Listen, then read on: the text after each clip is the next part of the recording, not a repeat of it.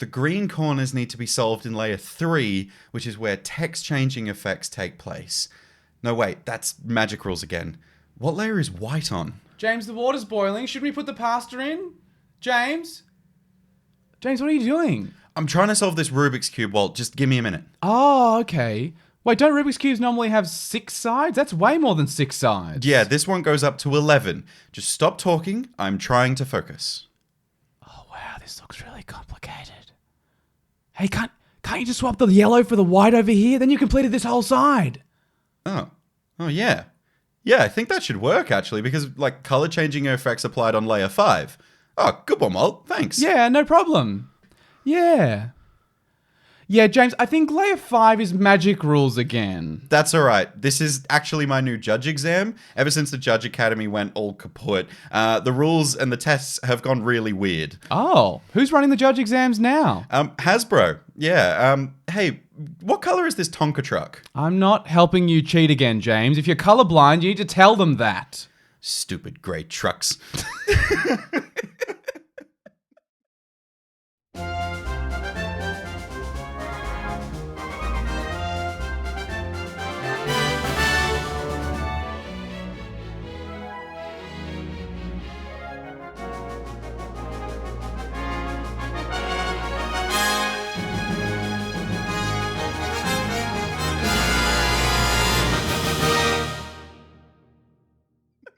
You know what? Does Hasbro make Tonka trucks? They do. They do? They do. There was some research involved in that. That's amazing.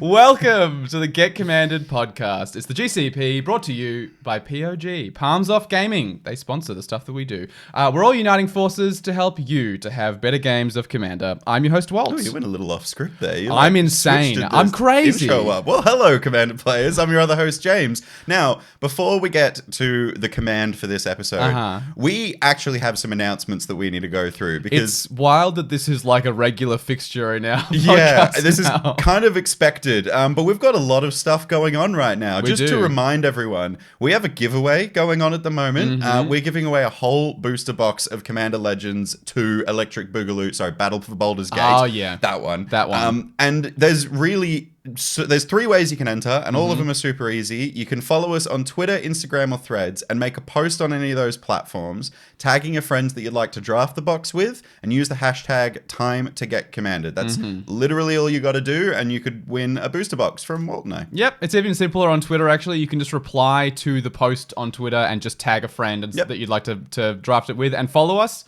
and that's it, you're set.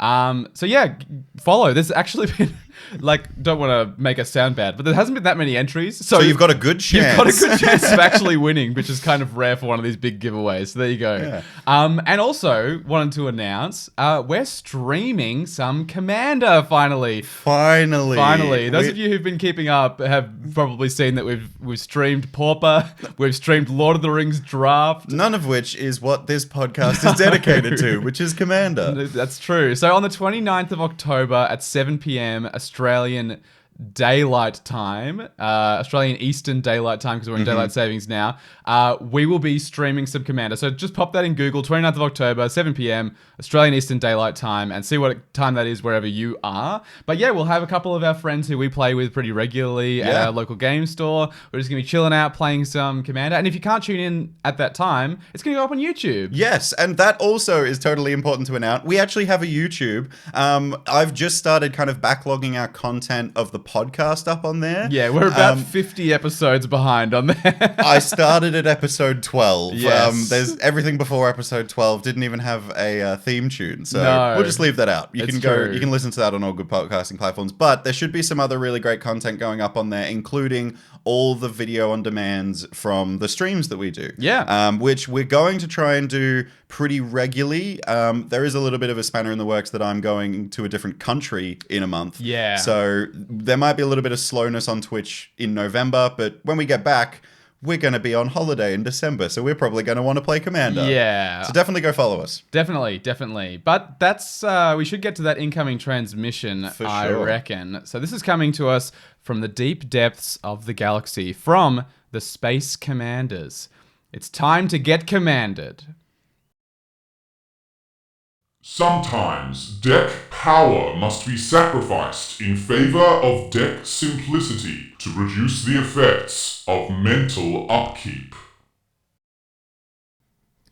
Mental upkeep. Does it Mental double if upkeep. you have paradox haze? The classic James trying to break the command already. I mean, Sphinx of the Second Son is like actually a pet card of mine. So that card is so weird, but It's- we love it so much. sort of Feast and Famine and something. It's like a And Seedborn an extra Muse draw kind of step thing. and Seedborn Muse and Paradox Haze all in one. It's pretty Great. sweet. It's a great such a card. good card, and it's pretty cheap too. I thought it Yeah. was way more expensive. 100%. Anyway, mental upkeep. Mental upkeep. So I reckon mental upkeep. I think because they said so we're sacrificing deck power for deck simplicity. So I think mental upkeep is actually talking about the amount of energy you expend, just like trying to keep up with what is happening. Keep in on Commander. track of all your triggers, all your Yeah. like effects that are on board. Okay, I'm seeing this because I think there is no other format because like we're talking about Magic rules kind of in general. There's plenty of formats that will, use the like triggered and activated abilities we're going to talk about here.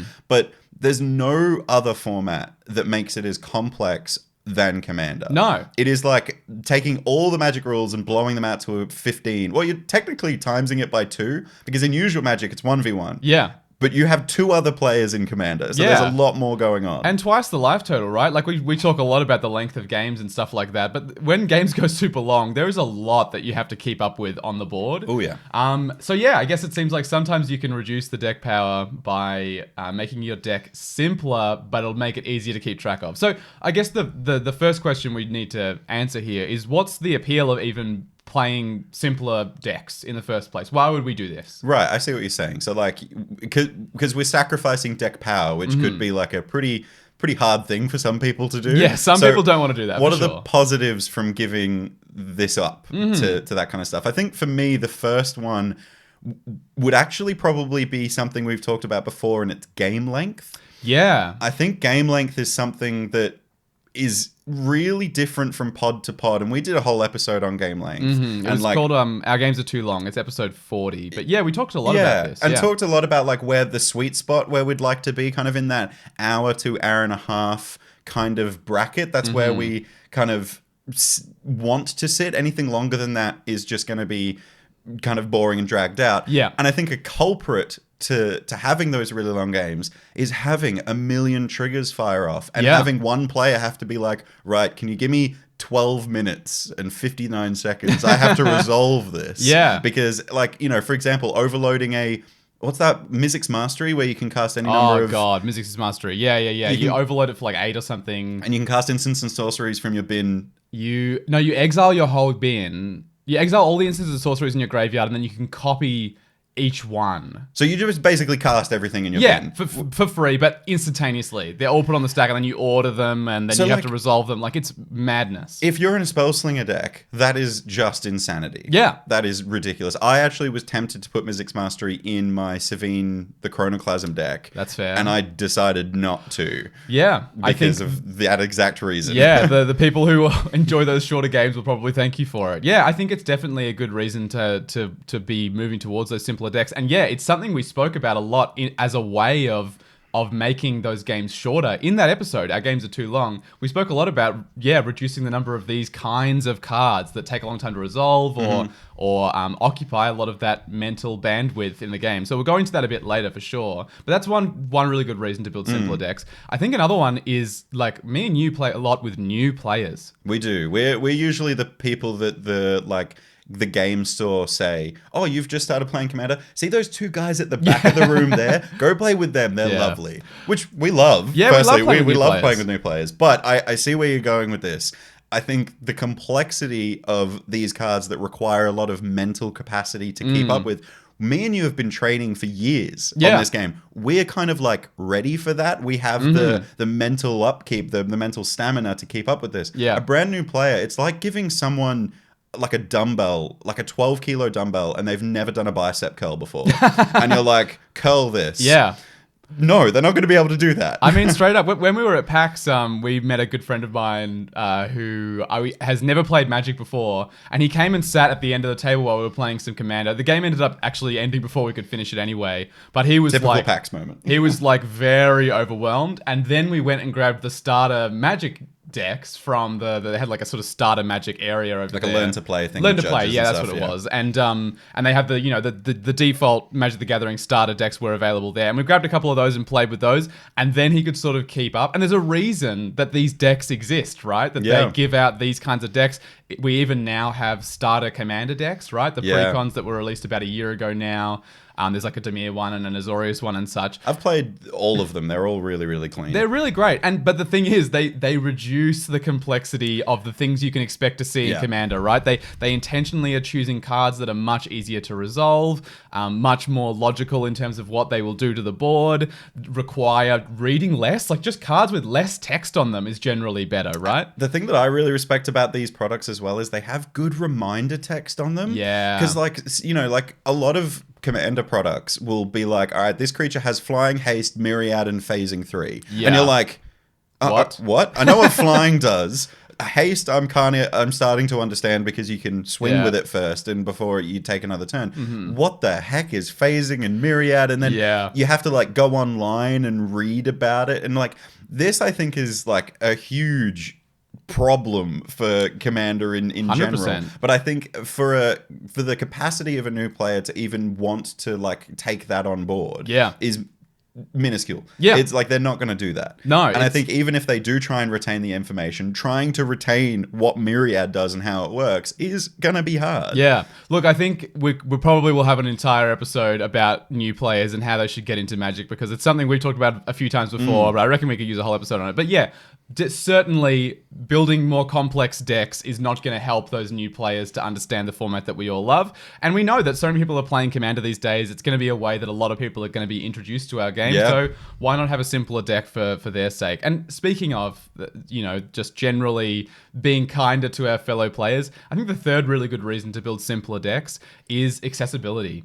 Like straight up, I think because Commander is so complicated and Magic is so complicated these days with the amount of text that's on any given card. It's a 4-mana 2/2 with 19 lines of text on it. Yeah, but it's getting increasingly difficult for people to keep track of board states. I'm going to link a couple of articles that I read in preparation for this episode. I read the Command in advance, as I'm so glad that one of us have. That means that we've got like this handy sheet of notes in front of us. It's true. But yeah, I read a couple of articles about specifically the challenges of the increase in the number of printings that cards get these days. Like with different arts and different stuff. arts, different borders especially are a really big challenge. And what that does to heuristics, which is the ability for people to look at a board state in a game and understand exactly what's going on. So in one of the articles, the example is like, when you look at someone's mana base, you should be able to tell how much mana they have open, right? It should be pretty easy to do so because it's kind of important that you know when someone's got blue open, right? That's important to the game that we play. That's why I hate the Phyrexian black lands. I hate them with a burning passion. The ones that get called out in that article are the Crimson Vow and Midnight Hunts. The black and white ones. That's hilarious because I actually run those in my Liesa deck, mainly because the difference between the white ones and the black ones are really clear. The white ones have a lot of white on them, and the black ones have a lot of black on them. Maybe the easiest to tell the difference for. It's true. But yeah, we won't go into all of that because it's not something that me and you are adequately, educated on in order to give it the attention it deserves. I'm not educated on it, but I would like to say, like, something that not a lot of people know about me is that I've had in my past, like through my school, I've had a lot of trouble reading in my life, and I've put a lot of work into being able to read confidently, and I know like everyone has to learn how to read, but I did like extracurricular activities with teachers to try and learn it, and I had dyslexia tests and all that kind of stuff. It was just a challenge for me. With Magic, I identify cards by what they look like. So I see what was it called? Heuristics. Yeah. I see what that is because especially in like 60 card formats where like, one copy of a card is going to appear multiple times. Yeah. I hate it when people have cards that in the deck of a 60 card deck that have different arts. Yeah. It infuriates me because I'm like, is that a different card? Can I read that card? And it like takes me out of it and like makes me less responsive and like actually because I'm trying to understand if it's the same card and what that means to the board state. Yeah. I'm curious. I'm gonna go read that article as well because I've had a lot of trouble with reading in my life, and I get what this is saying. Like the borders of a Magic card really do help you identify it. Yeah. Like, artifacts are all silver. Like it's easy to go, that's an artifact. I get how that works. Yeah. Yeah, well, that's all heuristics. Yeah. Straight up. It's kind of the opposite of this mental upkeep thing. If mental upkeep is sort of this drain that you have on your mental capacity that's just associated with keeping up with the game, right? Because this is not even the amount you're using to think about what your turn should do, how you're going to win. Like, this is just keeping up with what's happening on the board. Right. Yeah, what's in front of you. If there's that, sort of the way that tends to get reduced is heuristics, right? So yeah, when you look at a card and you see the art for Mind Stone, it might not necessarily matter the fact that it's half covered up and you can't see the name of the card. If you know the art for Mind Stone, you know that's a Mind Stone over there. Yeah. So all of those things are really, really helpful. But yeah, there's a variety of things that can happen. We're not going to go completely into how you can make your decks more accessible in this way, because those are covered in depth in the article. So if that's something you're interested in, 100% go read those. This is more so about how can we just reduce the complexity of the actual cards that we're playing. So not necessarily the borders and the frames and the arts that we're using, because that can be done. But more specifically, how can we reduce, to be honest, I think the main thing is how can we reduce the number of words that are on the card and the number of triggers that we have to resolve? How can we build simpler decks? Yeah. Straight up. Just on this topic before we move on, do you think Wizards is like respecting the fact that this heuristics is important to a lot of people, or do you think that they're moving it? Because I'm like thinking of Secret Lairs is something that they're being really experimental with. There's cards in Secret Lairs that don't look like Magic cards. And to me, I'm like, that's really hard to identify. I have Scarab God in a Secret Lair, and it's DJ Scarab God. Yeah. But like, I have to usually explain what my commander is because people are like, I have no idea what that card is. Yeah. I can't even read the text. It's all goopy. Yeah. I think the two articles that I linked are both pretty condemnatory in terms of being like towards Wizards of being like Wizards is actually sliding backwards here, and some steps probably need to be taken to avoid this trajectory that they're going on, because there's an increasingly large number of arts that you can see a card in. There's an increasingly large number of borders, and also one of the articles is specifically about the way that borders have been used in Magic to indicate what a card is. And or using a certain mechanic or something like that. So like the example that was given was in the original Theros blocks that came out, when enchantment creatures became a thing, they always had this sort of sparkly starry border, right? I remember that. Yeah, and so that was working as a heuristic of when you would look at that card, that in shorthand says this is an enchantment and a creature, you can tell from the border. But then increasingly these days, they've either not used that border for enchantment creatures, they've moved away from doing that, and they've just gone to like solid gold border or whatever. Yeah, stuff like that. Or in some cases, they've taken borders that did indicate things like that, or art styles that indicated things like that, and use them in a way that doesn't indicate the same thing. So the example that was given in one of them was Croxer, in the, you know how they did the Universes Within or whatever it was called, where in March of the Machine there were the printings of cards that were like completely different borders or arts. Well, they had like the showcase borders from the sets that they were from, or like from sometimes from different planes to what they were actually from. Like they had the Tadiova in the old Armenket grey, like sort of browny grey border. So they had a bunch of those ones. There were a lot. Like they did the companions in that like Ikoria. Like they took, because some of the companions didn't get like special artwork treatments. Yeah. So like my boy Lutri got like a really cool comic that one art. looked really cool. Yeah. So some of those were totally fine and acceptable. But yeah, the example that was given was Croxer was done. This is the one from Wilds of Eldraine? Yeah, Wilds of Eldraine, Croxer. With Uro Croxer. They're all from Eldraine, aren't they? No, Croxer is from... They are from Theros? Yeah. Oh, okay. Croxer, They're from Theros, so that is fine. But Croxer was done with a starry constellation art, like the actual art of Croxer in this version was the, like the stars in the sky and then they make up like him with stars. Yes, So, I see what you're saying here, because that mechanic in Theros was used to indicate devotion. yes, like gods. Gods that were enchantments that could become creatures. Croxer is not one of those. For He's those who got don't know, escape, which he's is got escape. yeah. He's just a creature. He's like a 6/6 creature or whatever for 4, but you have to escape him from your graveyard in order to get him. Is he an elemental titan? Yeah, Is he a something like titan? that. Yeah. But he's not a god at all. He doesn't use the devotion mechanic. He's not in any way related to that style that they did all those cards in. And so, yeah, a very valid concern was raised of, actually, this is harder for us to keep track of if these consistencies that have been there in the past are now being used for other things and indicating other things. And the fact that there just are so many variants, it's very likely that you're going to come across this, and it's going to require more of your mental upkeep to keep track of it all. 100%. And even just like the upkeep that you have to be like, what's that card do? And then they're like, oh, it's Croxer. And instead of going, oh, remind me what Croxer does, maybe like, oh, have you got a Sheoldred? Remind me what Sheoldred does. Oh, this one's in Phyrexian. You're going to have to Google it. Oh, for God's sakes. Yeah. Like, it's a lot of time and energy that's being added on top. And speaking of, I wanted to talk about the fact that I actually sort of moving away from the framing thing and towards the actual cards mechanically and how challenging they can be.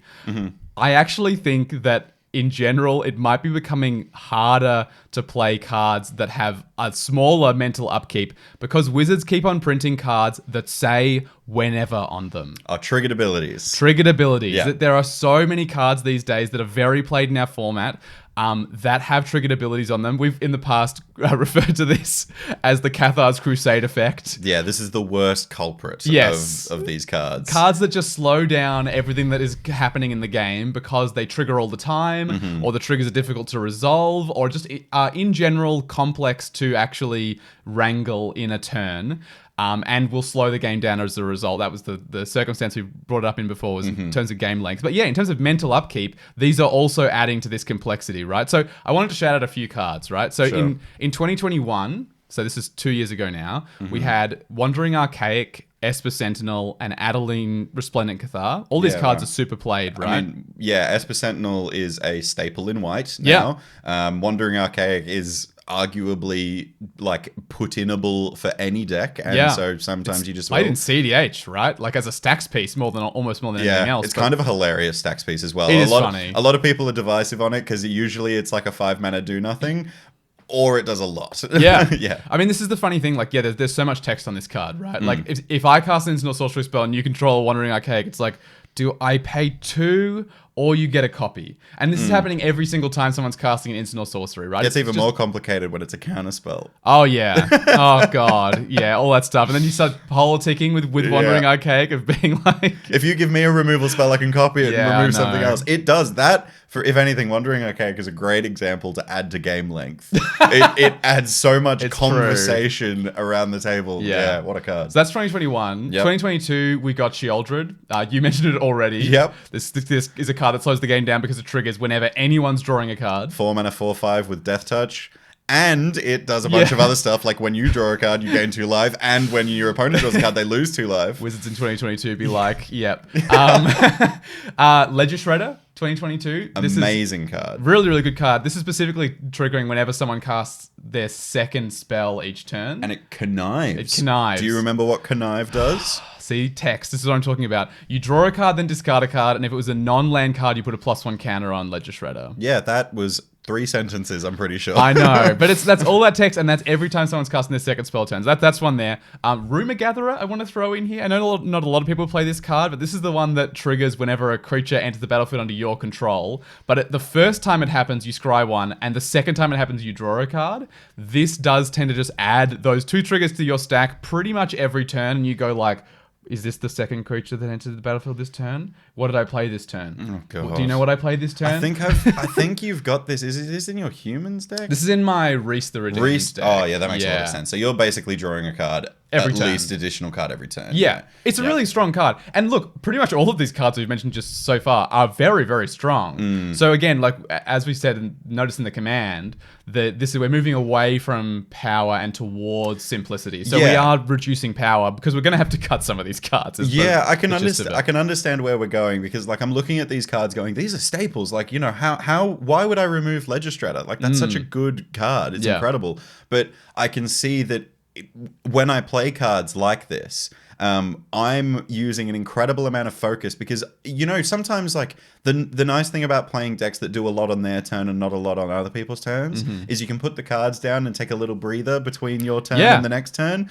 These cards, if you've got an Esper Sentinel, you need to track every spell because if you miss the non-creature spell that they cast, you miss the trigger, and that's like generally like a miss trigger, you don't get the draw. Same with Legistrator, if you miss the second spell, all that kind of stuff. I see where you're going with this. When you're playing a lot of cards that say whenever do something, you're like, wow, these are really, really good because it happens on other people's turns and I can keep drawing cards and all this kind of stuff. But that also means you have to be focused on other people's turns. And you're going to have to maintain that focus for a long time across the game. And the conclusion of this, by the way, is in 2023, we've had Mirkwood Bats, Lotho Corrupted Sheriff, and Orcish Bowmasters. Those are all just in Lord of the Rings. And those are all cards that say whenever on them and are very played in our format. So yeah, the gist I'm trying to get across here is these are some of the strongest cards in our format. And, you know, some of them are super played in CDH for good reason. But we don't need to play them in our decks. And also, importantly, Wizards is not going to stop printing cards like this. Because they know it's extremely strong to print cards that say, whenever opponent does this, you get this. Those are so strong in Commander because they work against parity, right? Like, Wizards knows it will sell product. You got Lotho is in the Lord of the Rings. That's an incredible Orzhov card. Like, I want to get that. 100%. And so, yeah, basically, if you're committed to this simplicity thing of the decks that you build being simple at the expense of being enormously powerful, you're going to have to continue to be vigilant about not including these cards because they're going to keep coming out. Every set or so, you're going to see a card come out and go, wow, if I was building just for power, I'm going to have to get a copy of that card. Yeah, I will say, Walt and I are not saying you should remove all the cards we just mentioned. No. This is like a thing of like, if you have too many of these cards, it becomes an incredible task to just keep track of what's happening on your board. Yeah. And I'm 100% sure all of you out there at least once have gone, oh, I missed this. Oh, I missed this trigger. Yeah. If you've ever done that, sometimes it's detrimental to your game and it would be better to have something in your deck that does a thing and then doesn't do the thing again. Like, you know, again and again and again. Because it requires your attention, and if you miss it, like, for example, Legistrator, if you miss everyone's second spell, and, like, the general table rule is if you miss the trigger, you miss the trigger. Yeah. You've cast a 2-mana 1/3 that with flying that did nothing for you. No other text on it. That is effectively what that card did. I think that it's important to actually make sure you're ready and capable to keep track of a critical mass of these triggered abilities. And that you want to as well. Like, this is the really important bit is, like, if you're one of those people who finds your board states get out of hand, and I've built decks like this. I've talked about them on the podcast before, where I am looking at my board and going, I cannot even begin to fathom what is going on my board, just on mine. What are some of your decks that you think have done like that a bunch of times? Wart the Raid Mother's hit the bin. I saw you disassemble that, actually. I walked into your house and you were sat at the computer unsleeving it, and I was like, oh, that's sad. It had to go. I think Spellslinger decks are a really challenging one for this because so many of the best Spellslinger cards say whenever you cast an instant or sorcery spell, or whenever you do whatever thing that you're going to do in a Spellslinger deck, do this other thing. You know, prowess. Even prowess is tough. I'm assuming you're referencing the Savine game that we played the other night. It popped into my mind, yes. Yeah, okay, because that deck, I didn't realize, this is a brand new deck of mine. I've only played it like 5-6 times now.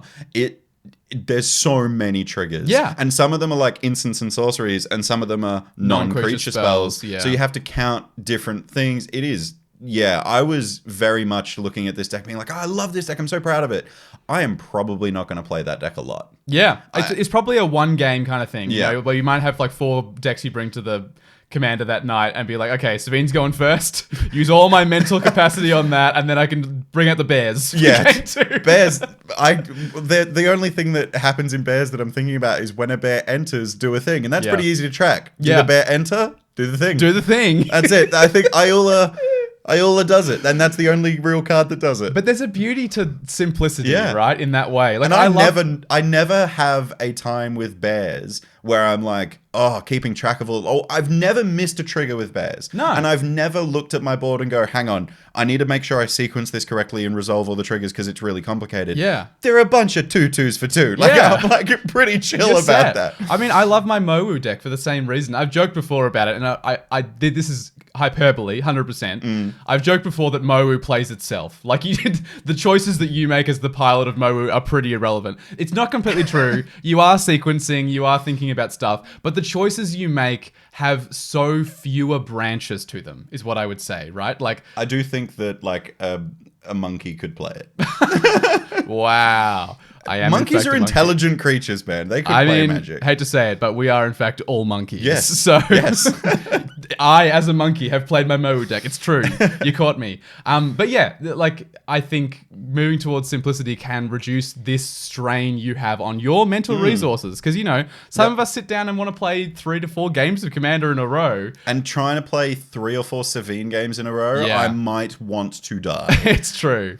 I reckon it might be time for a thrifty interlude. So we have lots left to cover, including some specific cards to avoid if you really struggle with mental upkeep. But before that, we're going to hear a little something about a thrifty card. And as is tradition, I will be performing a monologue. And this week, the card is brought to life in monologue form from the perspective of someone in the card's art. James, you want to read the card we'll be doing this week? Well, I know who it is because there's only really one person in this card's art. And it's the Weapon Craft Enthusiast. Yes. For 2 and a black, you'll get a creature, Aetherborn Artificer. And they have Fabricate 2. And if you don't know, Fabricate 2, when this creature enters the battlefield, put 2+1 counters on it, or create 2 1/1 colorless servo artifact creature tokens. It's a 0/1.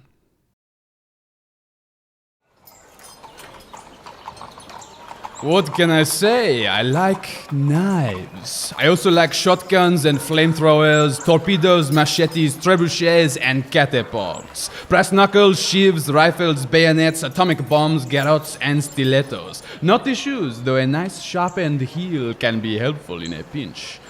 If I don't have access to one of my favorites, I'll settle for a fencer's sword, hat made of dynamite, toaster in a bath, sharpened thimble, angry macaque, or one of those long sticks that police officers carry. Until I take them, that is. The only weapon I don't like is the handgun. If you're going to carry a gun, make it a nice big one, so that nobody ever wonders if you're carrying one. A big gun tells the world what you're made of. And by that I mean lots of fleshy organs, very easily skewered. Get budgeted!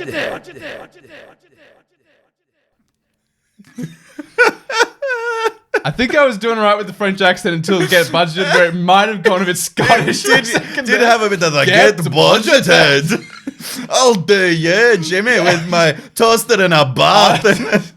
A sharpened thimble. The head made of dynamite.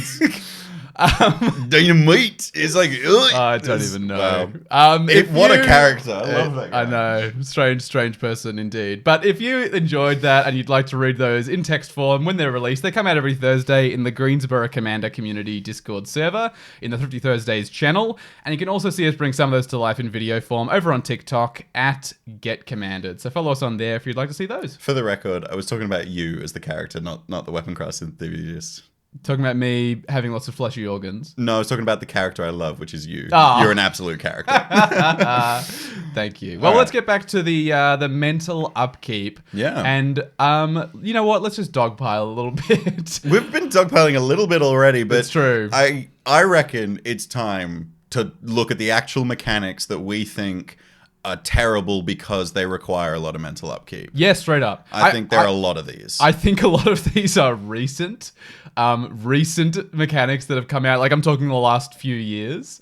Probably like within the last 2 years. Yeah, even to be specific. Yeah, I reckon. Yeah. And look, a lot of these, it's the fact that you have to track a lot of different things at the same time. The things you track aren't always the same. Or that they're similar to another mechanic, but with a few key differences. That's that if a you big one. forget and it's relevant. You're like, oh, I think this happens. Then someone's like, no, actually, that's that mechanic. You're talking about this one. I like to start with my straight up least favorite mechanic, maybe ever, in terms of what's legal in Eternal formats. +1 counters? Walt, how dare you caught me. No, I straight up, like, it goes far enough that I refuse to play this in any deck, even if it's strictly right to do so. And in Pauper, by the way, there are decks where if I was building the optimum version of a deck, I would be playing them.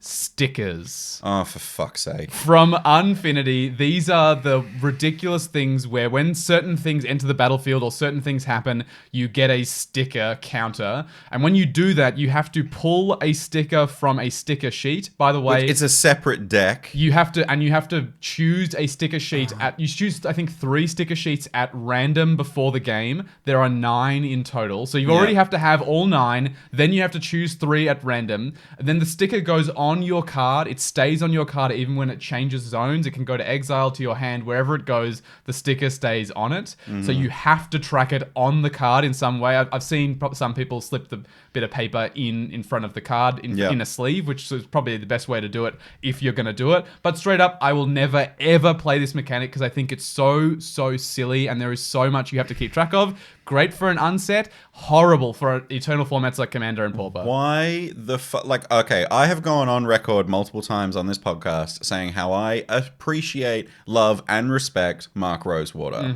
Mark, why the fuck did you make this legal in, like, Commander or in any other format? Because it has changed things. And, like, it doesn't come up... Look, I'm going to be perfectly honest here. I'm not going out and saying this happens every single night when I go to the game store. I very rarely see it. Yeah. But just the sheer chance of it happening annoys me a little bit. Yeah. I think it's... And the other thing, there's one sticker sheet and one card that is CEDH playable. Yeah. I'm not kidding. Like, and the other thing that you have to now think about is if you're running clones, which pretty much every deck is, like if you're running any blue, you're running Phantasmal Image, you're running Phyrexian Metamorph, those kind of things. You need to have your own sticker deck, because what if you clone the creature that gives you stickers? Is sticker a copyable characteristic? When it if it says when you ETB, I believe... I might have to double check this, but I think that you should have a sticker deck in case for your CEDH deck nowadays. Yeah, wow. Like, that just... The fact that you have to. I mean, so the card in Pauper, by the way, I play the... It's the Goblin one, right? Yeah, so I play the red Kuldotha Rebirth deck. I'm a little behind the meta now, but the card that's seeing a lot of play at the moment is Name Sticker Goblin. I say Name Sticker because it's blank, then Goblin. When it enters the battlefield, you choose a name sticker, and it goes in that blank slot. But then you add an amount of red equal to the number of vowels in the name sticker you put on. I don't know what the average is, but it must be enough that it's effectively a free goblin. And in a deck that's trying to win with Kuldotha Rebirth, and these days now with Goblin Bushwhacker as well, which ETBs gives everything +1/+0 and haste. The So more free spells, goblins, and the more free goblins you can cast, the better, because then you cast your I just said the name of it. I've already forgotten. A Goblin Bushwhacker, then you win the game effectively. But yeah, you have to have Name Sticker Goblin to play the strictly best version of this deck at the moment, and I think that is so silly and ridiculous. I'm going to check. I'll even post up in our Discord if stickers is on layer 1 and a copy of a variable. I don't think it is. I think it is a change because it's a counter, I believe. I think it behaves very similar to a counter. That would check out to me. So I think it's actually on layer 6 or... Something maybe like that. layer 7 potentially if it's power toughness altering. Maybe it's text changing. Maybe it might be text changing like layer 3 or layer something 3, like that. Yeah. I'm assuming it would be there, but I think the one in CEDH, like in our format that happens, is it enters and you can do something. It ETBs and gets a sticker. So I think if you copy that ETB effect, it does something. But look, stickers, text changing effects, also, just while we're on this topic. Yeah. Text changing effects are complicated as hell to keep track of. Oh yeah, if we're You have talking to, like- mental upkeep, like you can't go much higher than that card doesn't say what it says anymore. Literally, the text has changed, but it hasn't physically changed. Like on No. Arena, it animates and changes text. Arena, it's fine, right? Arena is it will great. do it all for you. It's actually really cool on Arena because it's like, yeah, I think the problem is when you have to like get a piece of paper or like an Infini token and write haste or like a word that's been added. Abilities being added is kind of like that's on layer 6, layer 3. I can't remember which layer now. Anyway, abilities being added to a card is pretty common, but yeah, we're used to seeing like, Expedite give something haste. Like it's pretty easy to remember something like that. But yeah, fundamentally changing the way the card works. and the name of the card or Yeah. anything like that, it's nuts. It's silly. Incredible. And yeah, in terms of high mental upkeep, I don't think you can get much higher than stickers. Yeah, I will say Psychic Paper from the new Doctor Who set changes a card's name. It's the only way to get around Pithing Needle that I've found, which is pretty cool. But yeah, I think even that would be a little bit annoying to play with. Yeah, probably. Yeah. You probably have to have some actual paper on hand, to be honest. Some Psychic Paper. Yeah. The next mechanic I want to talk about, this is one I specifically cut a card with this mechanic from my deck recently because I was sick of the tokens specifically having to keep track of.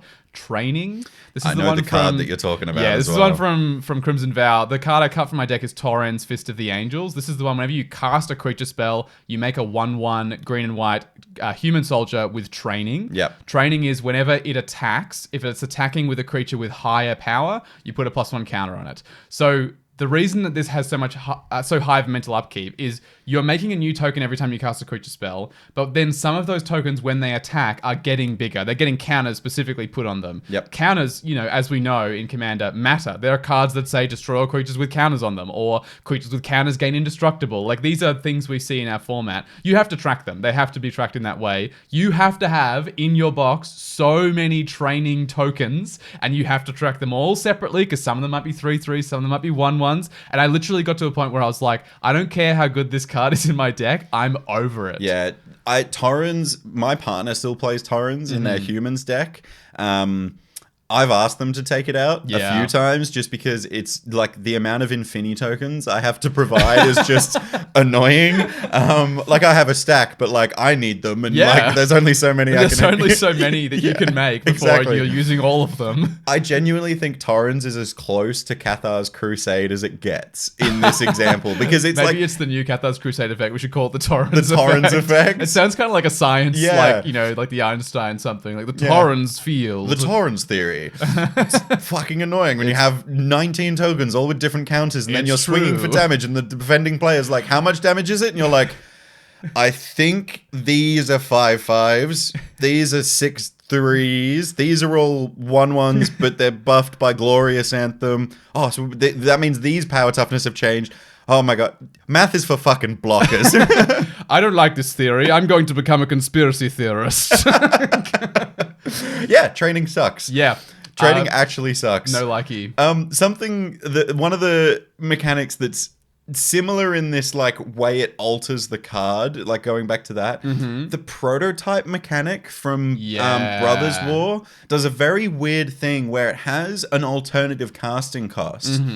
That if you cast it for that alternative casting cost or its prototype cost, it enters as a very different entity. Yes. Its color can be different, its power toughness can be different, and abilities on the card can be different. And I think the abilities are normally the same, I think. Abilities are normally the same, but some of the abilities are variable based on its power and It's toughness. true. Well, some of them say when it enters the battlefield, like I know there's a golem that says when it enters the battlefield, you gain life equal to its power. Yeah. And its power is literally different depending on whether you prototype it or not. Like either it's like a 7/4 or it's like a 1/3 or something. There's another prototype that has ward pay life equal to its toughness or something like that. This is the one that saw a lot of play. Gorge or something. Yeah, it's like a 1 black or 7 generic mana, I think. Yeah. It's really... The other thing is it enters as the different entity, and it's on the stack as the other entity as well. Yeah, so if you have an effect that says, like, if you got like a Garrick's Uprising kind of thing, creature with power 4 or greater enters the battlefield, draw a card, and you prototype something with 3 power, the card in the bottom right corner where it has always had power and toughness, that is wrong. So if it's a 3/2 that's entering the battlefield because of its prototype cost, you're not drawing a card. You have to look up a little bit on the card to the other section. Not where where it normally is. But for me, the reason why I'm shouting this out is because usually the player that's casting the prototypes doesn't have a problem keeping track of it themselves. But once they're on the board, it's really hard to represent which it is, because like the prototype even has like, you know, like different color border around that middle bit to show that it's a red creature. But after a turn or two goes round, I'm looking at your board state and you've got all these prototype creatures. I'm like, okay, which ones are prototypes and which ones were cast for the full mana value of the card? Yeah. Because I have no idea. And it's like really hard to represent, because the way that Arena does it is great. And these cards for me feel like they were made for Arena. And because the game keeps track of it for you, right? You have to keep track of it in paper. You do. This is mental upkeep energy that you're using to keep track of this. And your opponents have to use mental upkeep to keep track of it as well. The only way that I think I would like keep track of this, like on a board in a long game, is by folding the card in half if it was prototyped. Like genuinely pushing the bit underneath to be like, this is the prototype version. Yeah, I think that's probably the best way. Maybe like a little bit of paper that covers its actual power toughness. I wouldn't actually fold a card for the record. Like, that seems blasphemous. I figured that was facetious, but even so, yeah, no, I'm totally with you. It's very, on Arena, again, this works fine. Yeah. But very hard to keep track of in paper. And speaking of, this is another one, maybe this is more like the training thing. I think, maybe there's a sub-category of these, which is cards that you have to have the specific tokens for. I know you have infinite tokens, but I don't, and I like having the actual tokens. Yep. Incubate. This is the thing. Oh, this also changed a whole rule about tokens and how they behave. Because these are tokens that transform. So by the way, Chrome Host Seed Shark is a good example. This is probably the most playable one. This is the one when you cast a non-creature spell, you incubate X, where X is the mana value of the spell. So let's say you cast a 3-drop, right? Non-creature 3-drop. You will incubate incubate 3. So you will make a non-creature artifact token. Yeah. It's Phyrexian, I think. 3+1 counters on it. Yes. And then for 2 generic mana, you can transform it. And it flips upside down into a Phyrexian artifact creature. Yeah. And because it's transformed, it keeps the counters on it. So basically, it's like a slow way of getting a 3/3. In other words, it cast a 3-mana spell, get a 3/3 with steps in the middle. Yeah. It's also the really interesting play pattern as well that I've seen some Incubate decks do, where they build up a bunch of Incubate tokens that are not the creatures yet, and then they board wipe, and then they flip them all, and they recover really quickly, which is really cool, but also like annoying to represent on your board. Like if you don't have the real tokens, you're like, hang on, that upside down magic card, is that a creature or is that not? Yeah. Is that an Incubate token or is that If I board wipe right now, are you keeping those 5 tokens or are those artifacts right now? Yeah. I can't tell. I also think that there's something to say here about the mental upkeep of keeping your board state clean and tidy. Yeah. I am a huge stickler for the places that certain permanents on my battlefield go. You keep a very neat board. I will shout you out specifically and say, in terms of playing against you, it's very rare I can't tell where things are. Yeah. Because, you do the thing that, by the way, Magic's rules encourage you to do, and sometimes in tournament levels require you to do post-Dryad Arbor. Yeah. What a moment. Yeah, but you have to lay it out in a certain order, right? There are 3... I can actually explain the comp rails for you if you want. So there are 3 zones that your board is split into, and it's basically the top third of your playmat, the middle third, and the bottom third. Yeah. The top third is where your creature permanents are. So when I say creature permanents, creature is a super type. And if anything is a creature, for example, Dryad Arbor is a creature and a land, you actually have to put Dryad Arbor in that top third. So this trumps every other rule. No matter what other permanent types it has, if it's an enchantment, if it's a land, whatever, if it's a creature, no matter what, it's going in that top third. 100%. Cool. Now, the second third, the middle one, this is where you put non-mana producing permanents. So this is things like enchantments or artifacts that don't have a mana ability, that kind of stuff. Makes sense. You can also put, there are a lot of players will put mana producing permanents in this third, and I do as well. Yeah. But it is not a, like, in Comprel, you can or you don't have to, but it's a good thing for your opponent to see mana producing artifacts, all that kind of stuff. I think this is a really good one to keep track of in Commander because we see a lot of artifact board wipes, and a lot of the time, if you have your mana rocks in this bottom third, which is where your lands and mana producing lands are, if someone does like a overloaded Vandal Blast, you might miss mana rocks that should have been blown up. Correct. And if you've then used that mana, it's really hard to rewind. 100%. So this is why I'm a big advocate to represent your board state cleanly. And these incubate tokens, I have played some of the pre-con decks from March of the Machine, and I was a big like advocate at this pre-con game to be like, right, don't put your tokens that haven't flipped yet in the top third, because I'm going to think they're creatures. And I think that it's just an easy workaround. Like, if we're going to give you advice on how to play around these really challenging mental upkeep things, one of my biggest tips to you is keep a clean board. If you've played with me before, I've probably told you to move something on your board. I am a bit of a stickler for those things. Like, I've even said to you, like, oh, can you put this here, because like that creature is like really close to your lands and I didn't even see it and I was about to attack you and you had a sneaky blocker. This has been a big shift in my thinking since you told me, well, you basically specifically told me a few times like, hey, can you maybe move those so that I can see them? I actively do this now where I have appreciate creatures at the top, non-creature permanents that don't produce mana. I put my mana rocks in the middle as well because it's easier to keep track of like... we talked before a long time ago on the Order episode about how you should use your like colorless producing rocks first and stuff. Like Soul Ring. And so I actually find when I keep my mana rocks separate that I'm better at using all my rocks first and then keeping my lands last. I will say this isn't a hard and fast rule. Some of the best Magic players that I know, like Ellie, one of our incredible friends and judges, she puts all her mana rocks in her land space, which by Comprel rules, you are allowed to do. Yeah. You are allowed to do that. And I totally respect, like in terms of mental upkeep as well, for some people, if they can see all their rocks, because most things produce one mana, right? Most of our rocks, most of our lands produce one mana. Thought Vessel, all that kind of stuff. If you're looking at all the cards in your bottom third and there's 8 of them and you know they all produce 1, you're just like, cool, I've got 8 mana. Sweet. So I totally respect for people who want to keep their mental upkeep low in that way. Yeah, 100% put your rocks there. But yeah, for me, I'd rather see where people's permanents are and what they are. So yeah, I'm with you. I'd like to keep them organized, and incubate definitely is one where people need to do that. Especially, I think it's also a bit of a respect thing. Like if you're having a hard time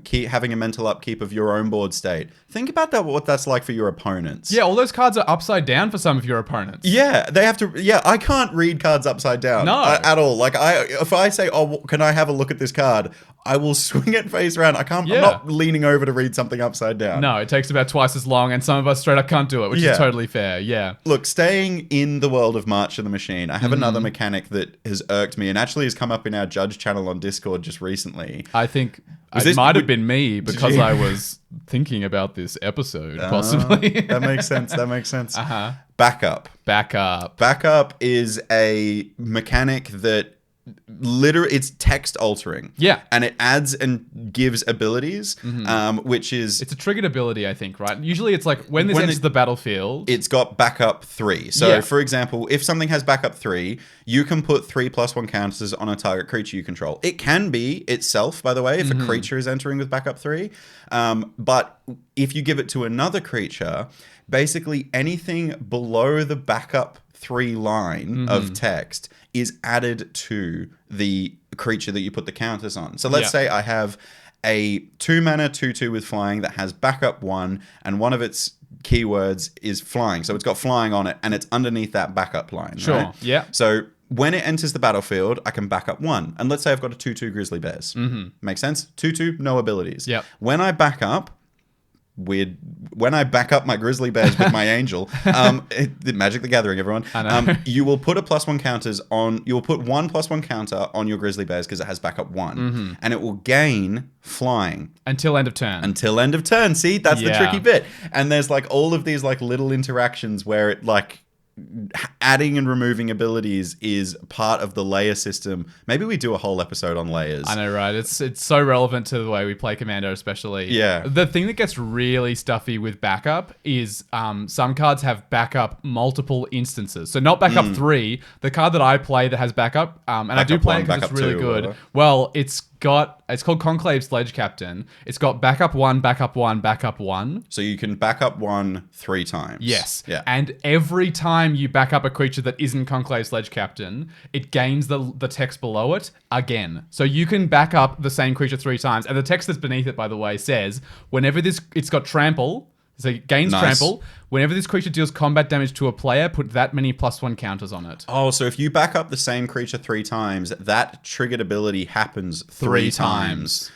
Ew. Only till end of turn. But yeah, like in my Mowu deck, you can imagine, put a counter on Mowu 3 times. Mowu replaces that text with put 2 counters on it each time. Oh, you've got 3 triggers with 3 replacement effects. Oh my god. And then every time it deals combat damage to a player, you put that many counters on it +1 because I thought Mowu you said has Mowu that. was an easy deck to pilot. Having that is Not like this sounds card. like a multi. Yeah, so Yeah. this is the one card that in that deck that makes it complicated, right? Yeah, this is probably the most complicated card in Yeah. the deck. But like, there's cards with backup, especially if you're building a +1 counters deck, that are really, really good. Yeah. But yeah, they straight up, it's like what was the episode we did recently? Reading the card won't explain the card. Oh yeah. This is a classic example of a time where the text that is on the card is not representative of what's actually there. Because this will write text on that card until end of turn. It will write trample. It will write when this creature does combat damage to a player, put that many +1 counters on that card only till end of turn, but you have to know what's there. Yeah, I will clarify that I do believe that this isn't a text changing ability. No. This is a adding and removing abilities. And by the way,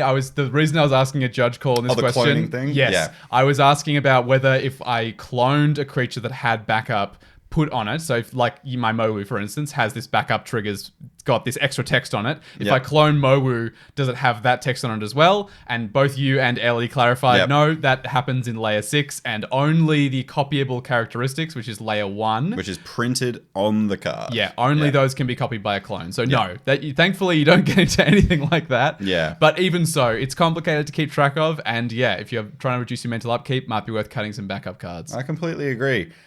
Look, the cards that we've mentioned, or the mechanics that we've mentioned so far, in my opinion, are powerful mechanics. Yes. Like that whole play pattern of like building up your incubate tokens, board wiping, and then flipping for a quick recovery. It can be really strong. That's sick. That whole backup thing that you were just explaining, how you can put 3 separate triggered abilities on a creature, that's pretty strong. Yeah. You know what's a mechanic that I think is just objectively shit? Decay. Decayed zombies.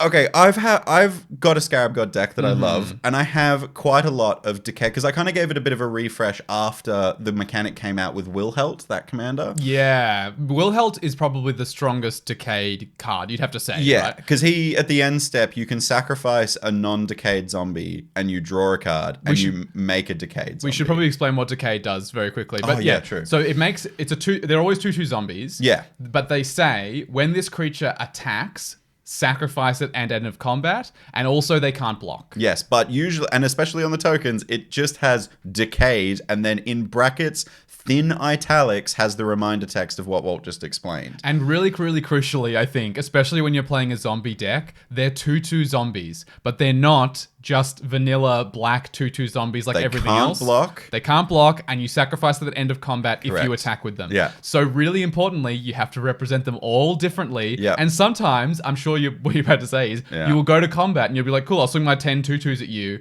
And then it's like, okay, cool, at end of combat, 5 of those are gone. It's like, oh god, because they have bloody decayed on them. Or it's even worse, and you want to sandbag all of these 2/2 zombies, and then someone goes to combat, and you're like, I've got heaps of blocks. Oh wait, decayed can't block. Yeah. Oh my god. That thin reminder text is not so helpful. It's really, really confusing. And the other thing, like I was alluding to, it's just a shit 2/2 zombie. Yeah. It's like worse than this a 2/2 is zombie. a mechanic that has made a really simple thing to understand, a 2/2 chump. Like that's what a zombie is. It's a part of your board that's just a chump block or an army or something you can build up over time. Vanilla creature Into something more complicated, and as a result has made it A, harder to keep track of, and B, worse. Yeah, you've actually made the card worse. If the command was specifically how you can move away from power and towards simplicity, maybe with Decayed you can stay in power, maybe move towards power and towards simplicity. So it might be the strictly correct thing to do. It's kind of wild There how... are a couple of good Decayed Like, creatures. Wilhelt is great because it draws you a card on the end step. And I know you that's play great. Poppet Stitcher in your Spellslinger deck. I'm actually pretty high on this card. Yeah. Poppet Stitcher is a creature. It's a double-sided card that you can transform. On the front face, it's a creature that says whenever you cast an instant or sorcery, you make a 2/2 decayed zombie. Yeah. Which in my Savine Reclamation Chronoclasm Yeah. Yes. Savine the Chronoclasm. Yes. Reclamation's another card. Yeah. Savine the Chronoclasm deck, my whole strategy is to make a bunch of tokens from Poppet Stitcher, from Young Pyromancer, from Conclave.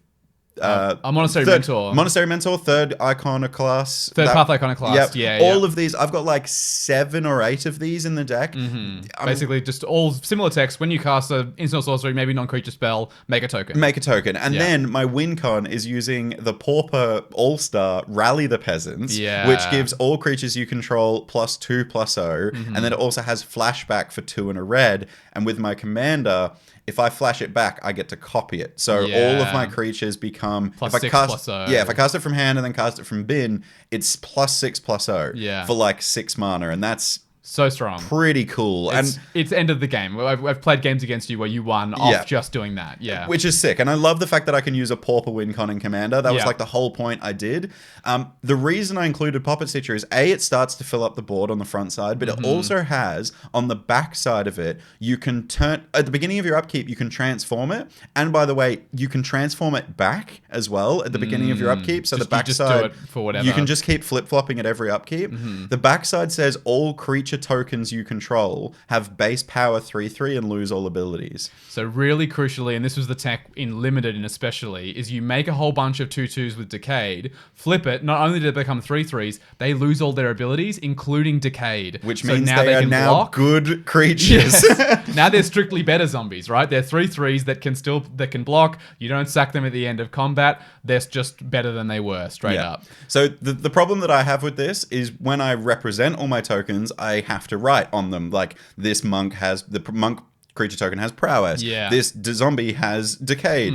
Whatever the keyword might be on the tokens. I think I might take it out because it requires a lot of mental upkeep. I've had it happen once before where I flip and now I'm like, okay, now they're all 3/3s. Should I erase the fact that they were originally 2/2s and write 3/3 on them? But now if this thing gets removed, they will go back to being what they 2/2s. were. It actually requires a lot of mental upkeep to keep track of this card. For sure.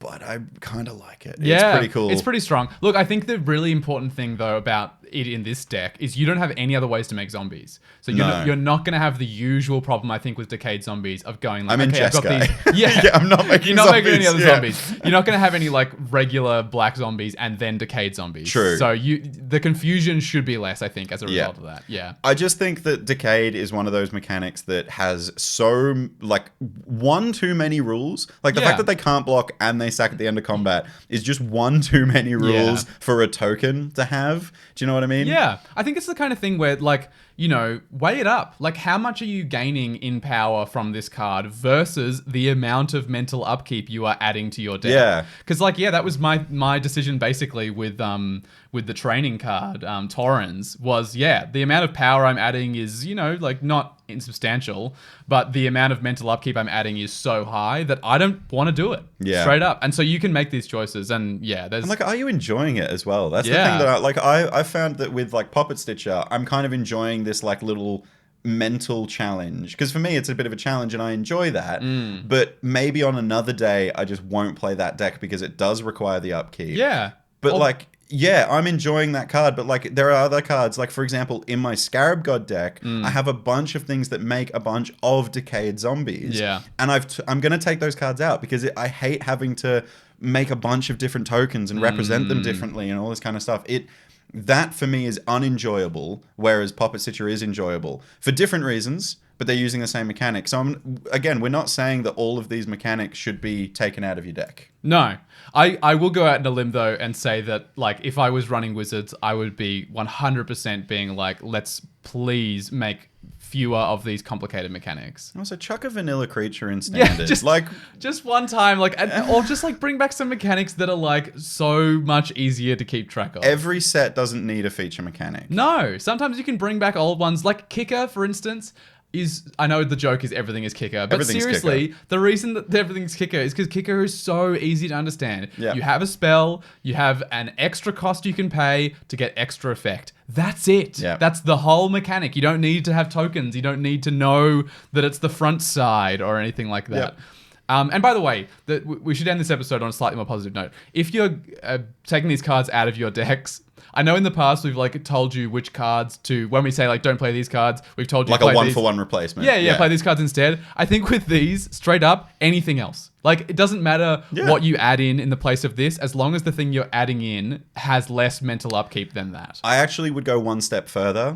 Find a card that you're going to have fun playing. Yeah. For me, that's the immediate, like what I was alluding to with Decade before, it's the immediate flip between the mental challenge and mental upkeep of something is unfun. So put something in that is incredibly fun. Yeah. Like have something in like, for example, there's like one black creature that if you kick it, it makes a bunch of 2/2 zombies. Oh, it's Josu Vest. Josu Vest, that's the one. Liliana's brother. Who's like his zombie death knight. is, and his death is like the beginning of her origin story. Yeah. So it's a cool story beat, but also a great card. Replace all your Decayed stuff with him because it's like, okay, here's a 3 mana something, but you can kick it for 5 extra mana or 6 extra mana or whatever it is. But you will have so much fun resolving that one spell. Yeah, it makes like 8 2/2s or something when it's kicked. Something crazy. On ETB, it's so nuts. It's I so think strong. If you are gonna replace it with something that's like a bit more Timmy Power Gamer vibes, you're gonna have a better time. And so much easier to keep track of. Yeah. Well, the complexity of Magic the Gathering is undoubtedly increasing, but that does not mean your commander decks need to increase at the same rate. We play an eternal format with complex rules, and it is reasonable to take steps to reduce the effect of this complexity on yourself and the people you play with. So, Space Commanders, Command received. Nice. Another get commanded. You don't have to be playing the most powerful thing to have fun. If anything, you're probably going to have less fun. Maybe that's just the command. Full stop for get commanded, honestly, with how often we visit it. But to the listeners out there, do you feel commanded? What do you think of mental upkeep? And I want to know if you've ever cut cards from your decks because they just gave you a headache to keep track of. And what cards were they? I want to know I want that. to know which ones your mental upkeep ones are. Scoot Swarm is the one that I've heard a lot of people have cut. Yeah, no thank you. Yeah. And look, you can talk to us in plenty of different ways. You can send us an email, but you can follow us on all of our social platforms like Twitter, Instagram, and Threads at Get Commanded on all platforms. And there's a giveaway on there, so you can engage with that. But you can also join the Greensboro Commander Community Discord server, and this is where we hang out pretty much every single day. We have a judge channel, all that kind of stuff. It's great. It is great. Go hang out with us in our play group there. Absolutely. And we would, of course, like to thank our patrons who support the work we do. And don't forget to check out the Patreon yourself. It's the absolute best way to support our content. So we'd like to thank our patrons, Stella Tam, Fuzzy, and Bottomless Potamus. And we'd like to make a special shout out to Fletcher Cutting, who supports us in the Space Commander tier. You're the best. You are the best. And our crispy vocals right now wouldn't be possible without you guys. These mics are so cool. It's so cool to record with them, that's for sure. And before we planeswalk, I would like to make a big thank you to Palms Off Gaming this week because something special has happened with Palms Off. You know how I was alluding to it a while ago? Yes. It's finally happened. Palms Off sponsor our podcast, but they have actually now just released a affiliate program with us, which is very exciting. You can buy all of the gaming accessories you need, like sleeves, deck box, binders, all of that stuff from Palms Off Gaming's website. But now you should actually go to palmsoffgaming.com.au/#getcommanded to get a whopping 10% off your entire purchase. And while you're doing that, you're supporting the show directly. Yep. So we will get a direct amount of cut. Commission. Basically from Palms Off Gaming every time you buy using that link. If that link is a little bit too weird, you can use the code COMMANDED10 instead when you go to checkout. Both of them do exactly the same thing. Either palmsoffgaming.com.au/#getcommanded or commanded10 at the checkout. But either of those gets you that 10% discount, and we get a cut of that directly as well. So you're supporting the stuff that we do, you're supporting Palms Off Gaming who support us, and you get a 10% discount for it. You really can't go wrong. And also their products are actually just amazing. Yeah. I can't... Oh, actually, by the time this episode comes out, I totally can. I've had a chat with Palms Off Gaming. New sleeve alert. New pro sleeve alert. I think these are the ones that we tested a little while ago. And how good are they? They're really cool. They are awesome. So look, we might be able to talk about those sleeves a little bit more later, but if you are looking for great product in Australia made by an Australian local gaming company that really cares about TCGs, POG is your place to go. So palmsoffgaming.com.au Hashtag get commanded. Yep, it's the absolute. It's just gonna support what we do. It's gonna be Yeah. great. That's all the magic stuff, I reckon. So let's planes walk out of here. That's your week. You've been a busy little boy the past couple of weeks. I have been. Well, at the time this episode comes out, I've just performed 3 of my 6 shows, which is pretty massive. But the one I specifically wanted to highlight to do with my show is I actually, mostly because I forgot you have to pay rights for music, and that's like a significant sum of money associated with putting on a theatre show. I was just like, stuff it. I'm going to make all the music for our play. Mad. So I spent a good couple of days in front of the piano, dusted it off a little bit because it's been a little while since I last used it. But yeah, I created 3 different tracks with sort of different vibes. There's one that's kind of intense and one that's super chill and one that's kind of halfway in between. Maybe I'll find a way to link those somewhere. So Put them up on people wanted SoundCloud or something. Yeah, if people wanted to listen. But yeah, I have a very limited musical understanding, but I've got a reasonably good musical ear, I think. And so mostly I just like listen to a song that I think is interesting and then semi-emulate it. So I'll make variations and make it different to the sound I'm listening to. But yeah, I'll sort of like try and do a waltz impersonation of it. And yeah, they turned out pretty well, actually. That's so cool, man. I'm really happy. Like, writing music was something that I did for a long time. And funnily enough, I actually sent you a link to a song that my old band who was still together because they continue without you. I might chuck it in the show notes, actually. The band's called Atriox. The song is called To Be Gone. And the song that they released this month in 2023, I wrote in 2015. Wow. It is 8 years ago. 8 years ago. And like, it is, I might even post a little clip of it maybe on our Patreon page, because the clip that I sent you is like a video of me as a teenager in my mate's living room playing this song. It's very charming. It's really cool. But like, writing music is such a rewarding thing. And when I came over and you were like sat in front of the piano, I was like, oh, what are you doing? That's so cool. It's a very rare thing. Yeah. I did it a little bit during lockdown and then, haven't really touched it since then because we've been busy boys. You did do a great skit with the piano during lockdown. Do you remember that one? There was like a local election happening and there were people sending out, like, it was like one of those things where they had all of the people and then like in a your photo. Local area. Yeah, and then like them, like their policy platform.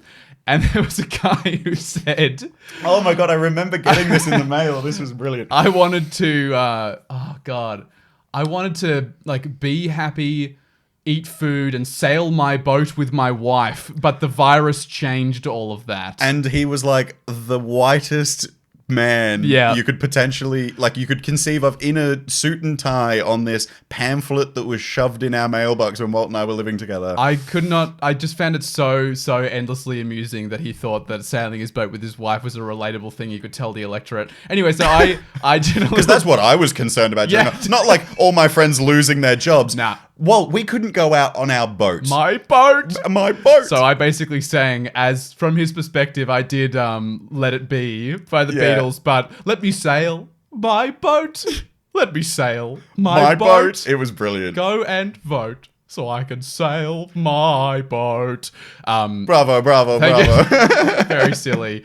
By the way, when I posted that, I don't know if I ever told you this, someone replied and said, oh my God, this guy went to my high school. No and way. He is the biggest tosser you could possibly imagine. I mean, come on. Printing... Okay. You have to be a pretty big tosser if you are printing off flyers to get elected in a general, like, local election that is like, I want to be rich. Yeah. Can you put me in power? Allow me to be richer than you and enjoy my riches. Thank you so much. Bye. Unlike the house we were living in at the time was an absolute dilapidated piece of shit. We were dealing with like mold on our walls. Yeah. And this guy's like, I don't know. What about sailing my boat though? And we're like, what about food? Yeah. Like, you worried about... We got moisture on our walls, bro. You can't be sailing on the moisture out there. That's ridiculous. All right.